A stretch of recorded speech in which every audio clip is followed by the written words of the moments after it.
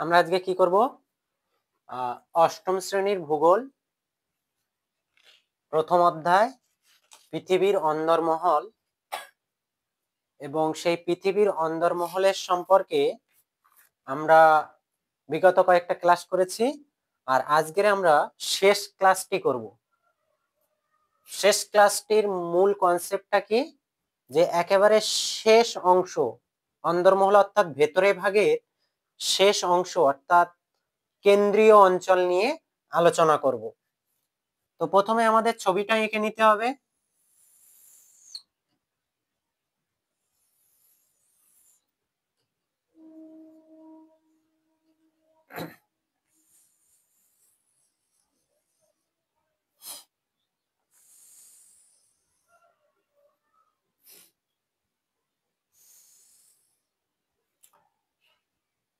তাহলে আমরা ওপরের দুটি অংশ সম্পর্কে বিস্তারিত বা বর্ণনা করছি না, সেগুলো আমাদের আগে করা হয়ে গেছে।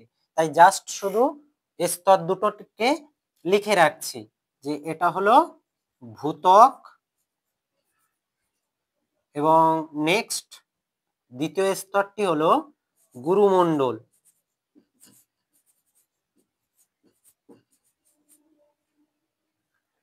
এবং আমাদের আজকের আলোচ্য বিষয় হলো এইটুকু অংশ নিয়ে। এটাকে কি বলা হচ্ছে? কেন্দ্রমণ্ডল।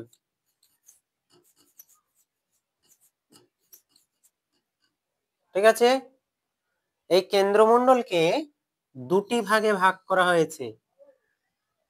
একটা হচ্ছে বহিঃ কেন্দ্রমণ্ডল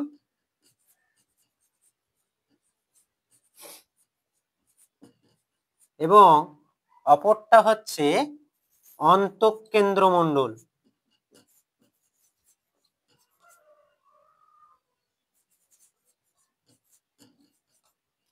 ঠিক আছে, আমরা গুরুমণ্ডলের যে অন্তঃগুরুমণ্ডলের গভীরতা দেখেছিলাম 2900 কিমি, তাই তো?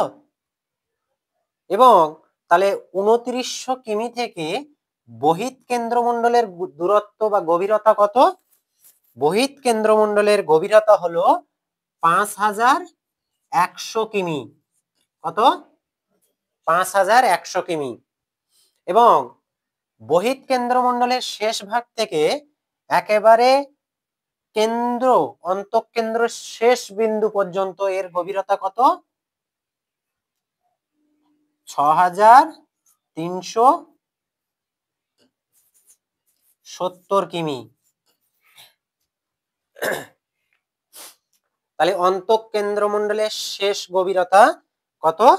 6370 কিমি।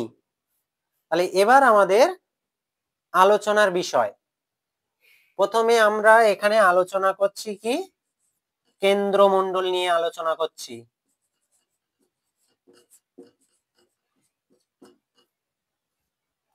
তাহলে কেন্দ্রমণ্ডল সম্পর্কে যদি আমরা বলি তাহলে কি বলতে পারি? পৃথিবীর অভ্যন্তর ভাগের একেবারে ভেতরের অংশ বা অঞ্চলটির নাম হলো কেন্দ্রমণ্ডল। এই এবার কেন্দ্রমণ্ডল তো বললাম, এবার কেন্দ্রমণ্ডল সম্পর্কে বৈশিষ্ট্যগুলো এক এক করে বলবো।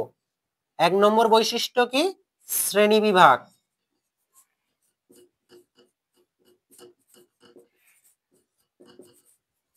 তাহলে কেন্দ্রমণ্ডলকে কটি শ্রেণীতে বিভক্ত করা গেছে? কেন্দ্রমণ্ডলকে দুটি শ্রেণীতে বিভক্ত করা যায়। এক হলো বহিঃ কেন্দ্রমণ্ডল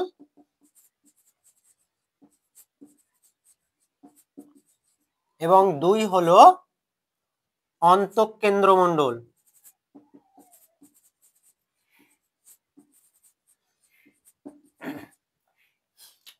তাহলে শ্রেণী বিভাগ সম্পর্কে আলোচনা করলাম। 2 নম্বর বৈশিষ্ট্য কি হবে? 2 নম্বর বৈশিষ্ট্য হলো গভীরতা। গভীরতা তাহলে আমরা এখানে কেন্দ্রমণ্ডলের যেহেতু ভাগ দুটো দেখেছি, তাহলে প্রত্যেকটার গভীরতা আলাদা আলাদা। তাহলে আমরা বলবো কেন্দ্রমণ্ডলের মোট গভীরতা 2900 কিমি থেকে 6370 কিমি পর্যন্ত। তাহলে কি বললাম? কেন্দ্রমণ্ডলের মোট গভীরতা 2900 কিমি থেকে 6370 কিমি পর্যন্ত।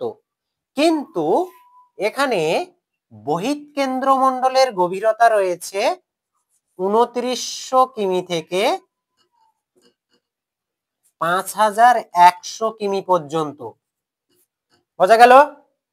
আর অন্তঃকেন্দ্রমণ্ডলের গভীরতা রয়েছে 5100 কিমি থেকে 6370 কিমি পর্যন্ত। বোঝা গেছে বিষয়টা? এরপরে আমরা বলবো কি 3 নম্বর বৈশিষ্ট্য, উপাদান। 3 নম্বর বৈশিষ্ট্য কি বলবো? উপাদান। কেন্দ্রমণ্ডল কি কি উপাদান নিয়ে গঠিত? কেন্দ্রমণ্ডল মূলত দুটি উপাদান নিয়ে গঠিত, যে কারণে কেন্দ্রমণ্ডলকে বলা হয় নিফে। কি বলা হয়? নিফে। নিতে এনআই অর্থাৎ নিকেল, আর ফেতে এফই অর্থাৎ লোহা বা আয়রন। তাহলে কেন্দ্রমণ্ডলের উপাদান কি কি? কেন্দ্রমণ্ডল মূলত দুটি উপাদান নিয়ে গঠিত, একটা হলো এনআই অর্থাৎ নিকেল, আর একটা হলো এফই অর্থাৎ আয়রন বা লোহা। এই জন্য কেন্দ্রমণ্ডলকে কি বলে? নিফে। ঠিক আছে? 4 নম্বর বৈশিষ্ট্য কি বলবো? 4 নম্বর বৈশিষ্ট্য বলবো উষ্ণতা। উষ্ণতা। কেন্দ্রমণ্ডলের উষ্ণতা কত?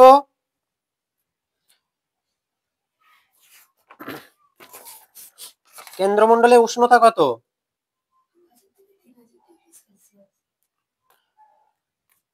ওটা হলো 2000 থেকে 3000 ডিগ্রি। যে সেলসিয়াসটা বলছিস ওটা ছিল গুরুমণ্ডলের উষ্ণতা। কেন্দ্রমণ্ডলের উষ্ণতা হলো 5000 ডিগ্রি থেকে 6000 ডিগ্রি সেলসিয়াস। কি বললাম? কেন্দ্রমণ্ডলের উষ্ণতা 5000 ডিগ্রি সেলসিয়াস থেকে 6000 ডিগ্রি সেলসিয়াস। এরপরে শেষ বৈশিষ্ট্য 5 নম্বর বৈশিষ্ট্যটি হবে ঘনত্ব। কি বললাম? ঘনত্ব। ঘনত্ব কত? কেন্দ্রমণ্ডলের ঘনত্ব 9.1 গ্রাম পার ঘন সেমি থেকে 13.1 গ্রাম পার ঘন সেমি। হলো? এবং বহিঃকেন্দ্রমণ্ডল এবং অন্তঃকেন্দ্রমণ্ডলের মধ্যে একটি বিচ্ছিন্নকারী সীমারেখা রয়েছে। এই সীমারেখাটির নাম কি? এই সীমারেখাটির নাম হলো যে লেহম্যান বিযুক্তি রেখা। কি বললাম? লেহম্যান বিযুক্তি রেখা।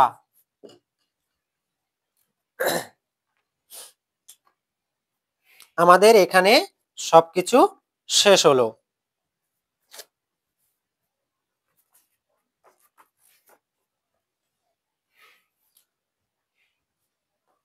তাহলে আর একবার রিভাইজ করিয়ে দিই যে আমরা আজকের 8ম শ্রেণীর ভূগোল বইয়ের প্রথম অধ্যায় পৃথিবীর অন্দরমহল সম্পর্কে পড়ছি এবং সেখানে পৃথিবীর অন্দরমহলের একেবারে শেষ স্তরটির নাম হলো কেন্দ্রমণ্ডল।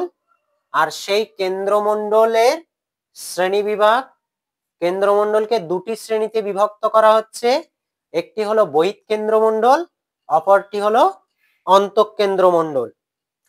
গভীরতা, গভীরতা হলো কেন্দ্রমণ্ডলের গভীরতা 2900 কিমি থেকে 6370 কিমি পর্যন্ত। কিন্তু এখানে শুধুমাত্র বহিঃকেন্দ্রমণ্ডলের গভীরতা 2900 কিমি থেকে 5100 কিমি পর্যন্ত এবং অন্তঃকেন্দ্রমণ্ডলের গভীরতা 5100 কিমি থেকে 6370 কিমি পর্যন্ত। উপাদান, কেন্দ্রমণ্ডল কি কি উপাদান নিয়ে গঠিত? কেন্দ্রমণ্ডল মূলত দুটি উপাদান নিয়ে গঠিত, নিকেল আর আয়রন বা লোহা, এই জন্য এই স্তরকে কি বলে? নিফে। 4 নম্বর, উষ্ণতা, কেন্দ্রমণ্ডলের গড় উষ্ণতা 5000 ডিগ্রি সেলসিয়াস থেকে 6000 ডিগ্রি সেলসিয়াস। ঘনত্ব, কেন্দ্রমণ্ডলের ঘনত্ব 9.1 গ্রাম ঘন সেমি থেকে 13.1 গ্রাম ঘন সেমি পর্যন্ত হয়ে থাকে। লাস্ট কি বলেছিলাম?